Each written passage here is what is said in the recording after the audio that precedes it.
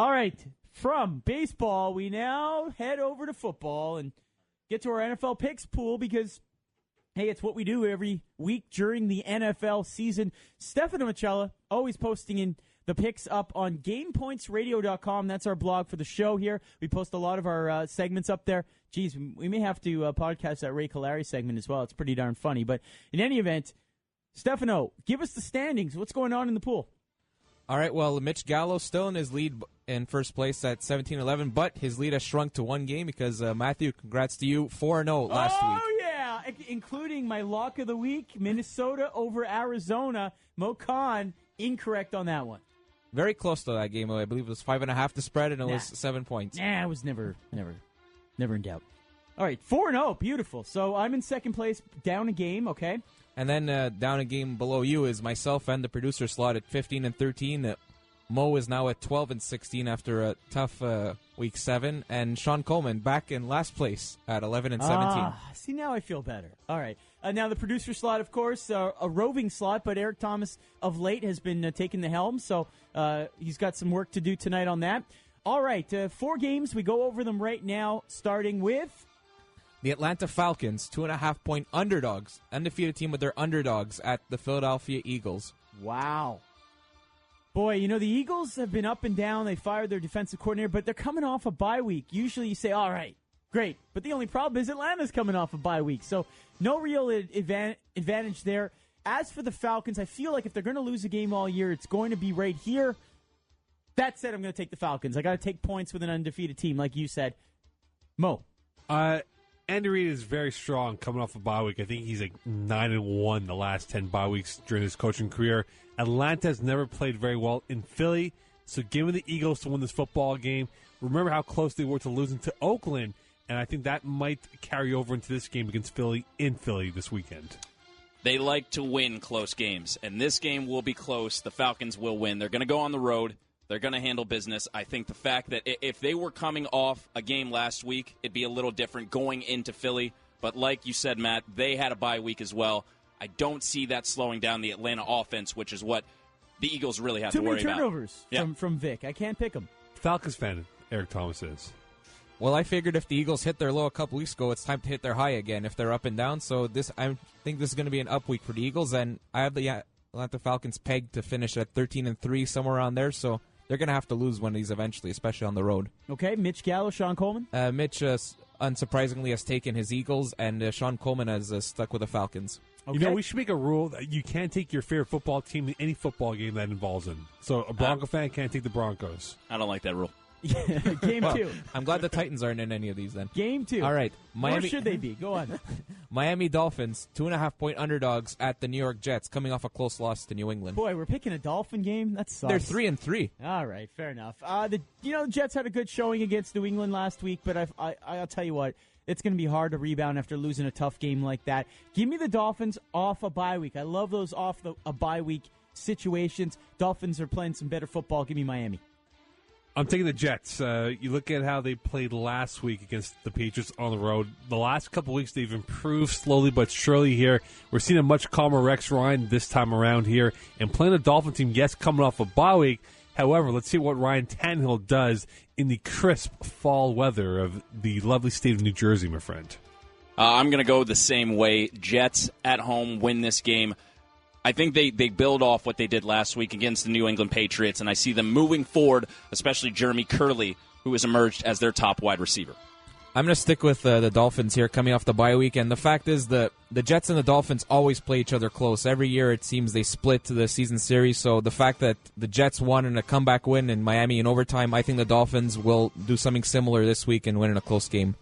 And it's split between Mitch and Sean as well. Mitch Gallo has taken the Dolphins while Sean has taken the Jets. All right, just the fact that Eric Thomas is taking the Jets because of Jeremy Curley, I'm happy with my Dolphins pick. Game 3.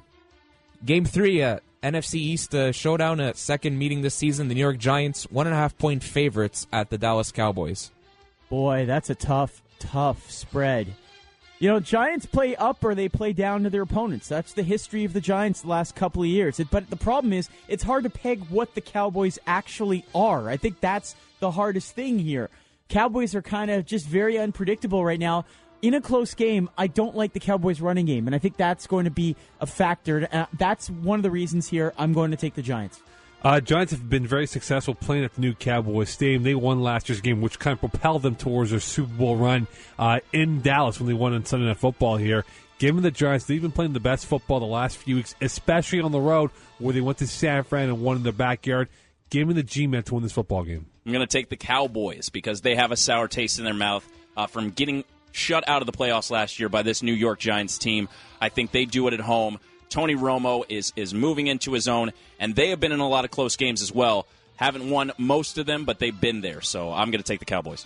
I'm going to go with the Giants here. I mean, the fact that the Cowboys won the first meeting makes me think that the Giants are going to be ready for this one. And Sean Lee out with a toe injury as well. Big part of the Cowboys' defense missing. So I'll take the Giants to exploit what they couldn't do in Week 1. Wow, getting all John Clayton on us. I like that, Stefano Michela. And the other two gentlemen?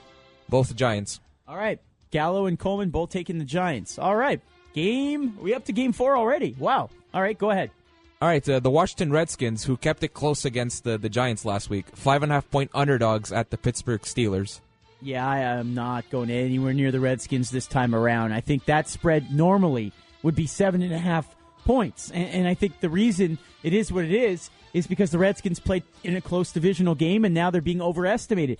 Give me the Pittsburgh Steelers. I love me some Steelers this week, and I think that running game is going to get going for the Steelers finally. Second week in a row, the Skins are on the road here. Remember, tight end position, Fred Davis out for the year, so you wonder if Slauson or even Chris Cooley can be that number one guy for the team. A lost body, a lost weapon for Robert Griffin III. Give me Pittsburgh at home. Very tough team to beat in Pittsburgh. Therefore, I'm taking the Steelmen. Give me the Washington Redskins upset special of the week. I don't like what I've seen from the Pittsburgh Steelers at all this year, and I've watched a few games of theirs.